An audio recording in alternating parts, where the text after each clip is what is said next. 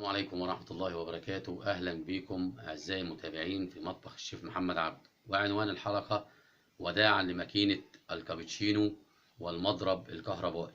النهاردة إن شاء الله هنتعلم مع بعض إزاي نعمل كابتشينو في البيت زي بتاع الفنادق وزي بتاع المطاعم والكافي شوب الخمس نجوم في البيت بمكونات بسيطة جدا وبثلاث طرق مختلفة. يلا بينا نشوف الفيديو.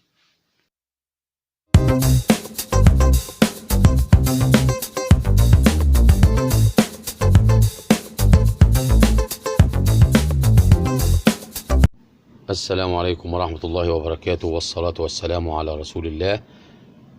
أهلا بكم أعزائي المتابعين في مطبخ الشيف محمد عبده. النهاردة إن شاء الله هنعمل مع بعض الكابتشينو في البيت من غير مكنة الكابتشينو ومن غير مضرب كهربائي. هنعمله بمنتهى البساطة بأدوات بسيطة جدا زي ما انتم شايفين. طبعا في ناس دلوقتي تقول المقص ده هنعمل بيه ايه؟ هنشوف دلوقتي، تابعوا معانا الفيديو هنشوف هنعمل ايه بالمقص دوت، وهنشوف هنعمل ازاي الكابتشينو بثلاث طرق مختلفة اسهل من بعض، وبيطلع كابتشينو زي بتاع المكنة بالظبط واحسن كمان. اول حاجة الطريقة الاولى، هنجيب المج بتاعنا عادي خالص ونضيف له السكر معلقتين 3 حسب الرغبة او حسب ما تحبوا، ونفضي محتويات كيس النسكافيه. واهم حاجه ان يكون النسكافيه نسكافيه بلاك، يعني ما نروحش نجيب كوفي ميكس ونعمله كابتشينو، مش هينفع معانا في الطريقه ديت عايزه نسكافيه بلاك خام مفيش عليه اي اضافات. وهنحط السكر ونفرغ محتويات كيس النسكافيه، وهنضيف له حوالي ربع معلقه من الميه. وفي الطريقه ديت يستحسن ان الميه ما تزيدش، زي ما بقول كده ربع معلقه ميه بالظبط. وهنبدا نضرب بالمعلقه السكر والنسكافيه والميه زي ما انتم شايفين كده.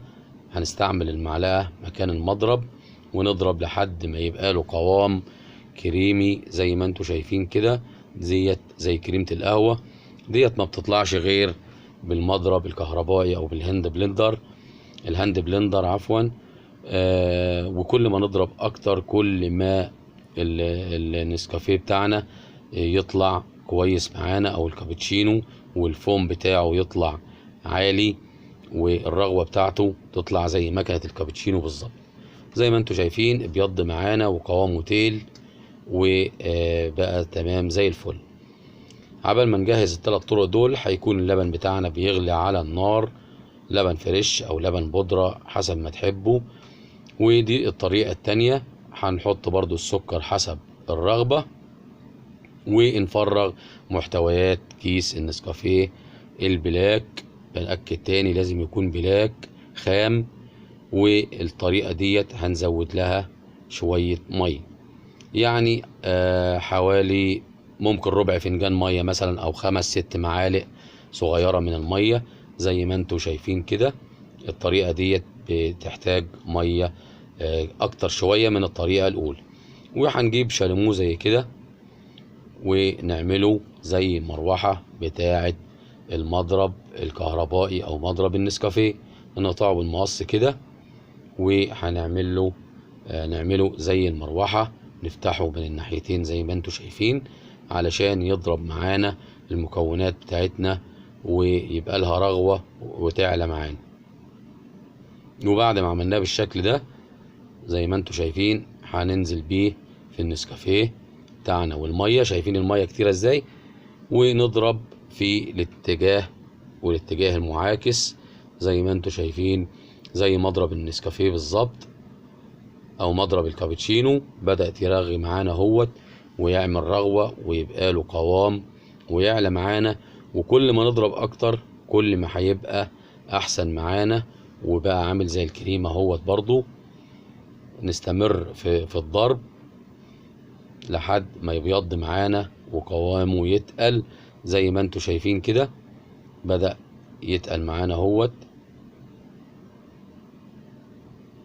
وبدأ يرغي معانا وبدأ يبيض.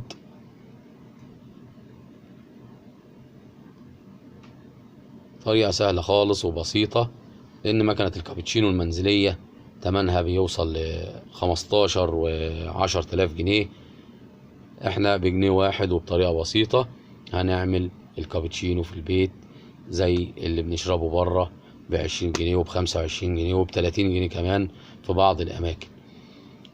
كده خلصنا من الطريقة التانية، نخش بقى على الطريقة التالتة ودي اكترهم سهولة. نجيب ازازة مية صغيرة زي كده ونفضي فيها محتويات كيس النسكافيه، ونضيف السكر حسب الرغبة برضو. وديت برضو المية فيها بتبقى كتيرة شوية، يعني ممكن ربع فنجان من المية او اكتر. نحطها مع بعض في قلب الازازة ونبدأ نرج زي الشيكر. هي نفس فكرة مكنة الكابتشينو، هي المكنة بتضرب ده كله مع بعضه وتنزلها في المج، فبتعمل رغوة وبتعمل فوم. فكرة بسيطة يعني، مش ما هيش حاجة مستحيلة يعني. احنا هنعملها على ايدينا زي ما انتوا شايفين كده. حطينا محتوياتنا في الازازة وهنغطي الازازة ونبدأ نرجها جامد لمدة نص دقيقة مثلا لغاية ما ترغي معانا زي كده، وننزل بيها في المجات بتاعتنا ويكون اللبن بتاعنا سخن.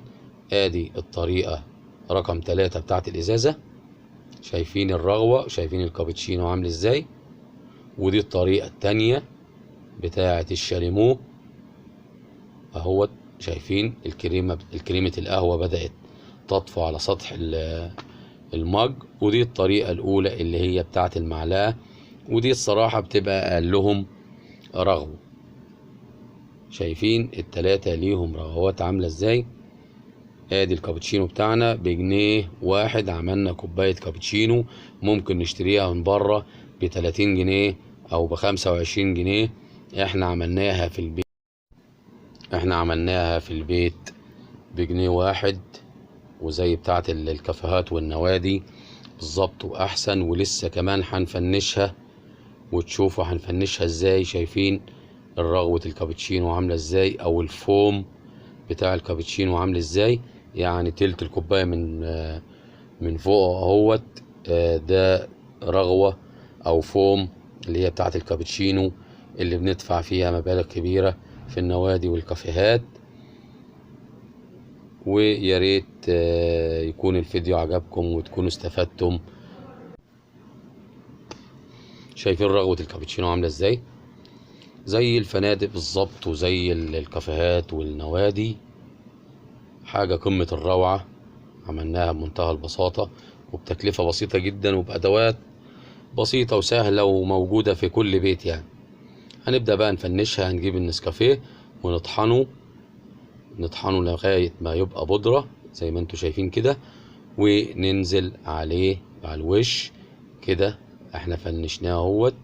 وممكن بيبقى فيه شابلونات او رسومات مفرغة زي قلب او غيره، او اي صورة، او ميكي ماوس، او اي صورة، او حرف مثلا من الحروف الانجليزي او كده. ممكن نحطها على وش الفنجان او المج ونرش النسكافيه البودر بتاعنا، هيطبع الحرف تحت. وان شاء الله ممكن نبقى نعملها في حلقة تانية ونسرفسه كده او نقدمه كده على الاطباق بتاعتنا. وبكده نكون وصلنا نهاية حلقتنا، ويا رب تكون عجبتكم. ويا ريت ما تبخلوش علينا باللايك والشير والسبسكرايب في القناة. والسلام عليكم ورحمة الله وبركاته.